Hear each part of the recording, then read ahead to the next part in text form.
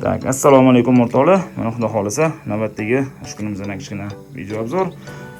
Kacholamizni olib kelib ustonovka qilib berdik. Bu kacholamizda 250-300 metr kvadratgacha bo'lgan joylarni isitib berish quvvatiga ega qilib yasalgan. Kacholamizga avtomat горелка qo'yilgan samachok sistemaga ustonovka qilib berganmiz. Kacholamizga doimgidek ishlatiladigan mahsulotlar bu 3 mm xonalitdagi rossiyskiy горячий list va 25 diametrdagi rossiyskiy beshshomli turbalardan foydalangan holatda teplobelniklarni yig'ib olamiz. Hozir zapusк berdik kacholamizga. Mana hozir yonib turibdi. Bizda 5 daqiqa vaqt o'tdi.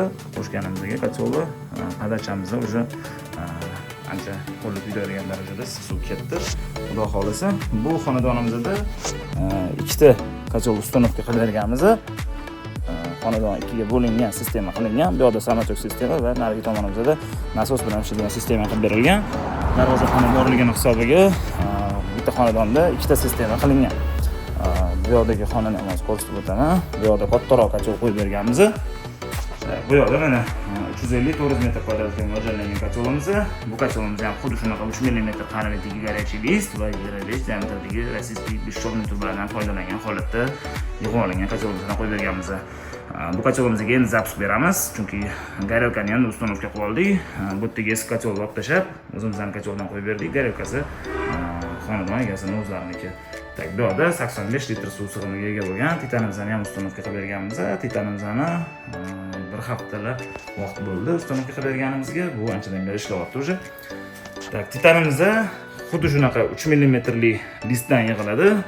Ichida mana shu tepadan pastdan tepagacha mana shu joygacha mana shof ko'rinib turibdi. Ko'rayotgan bo'lsanglar, shu joygacha eng pastidan 1.25 uzunlikda 40 ga 40 bo'lgan profillardan o'sha issiqlik chiqib ketadigan profillar qo'yilgan. U issiqlik chiqib ketadigan profillarimiz ichida ham yana 20 diametrdagi turbalardan teplobelniklar qo'yilgan.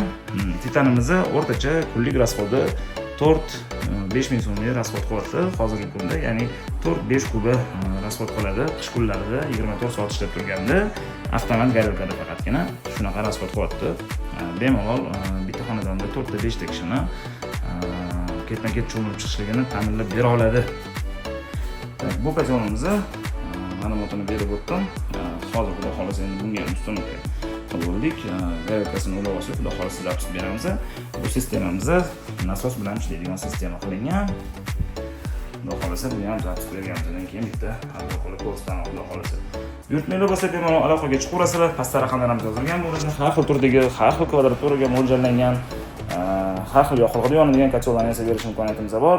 Bemalol aloqaga chiqaverasizlar. O'zbekiston bo'ylab yetkazib berish xizmatlarimiz ham bor. Sog' bo'linglar, salomat bo'linglar.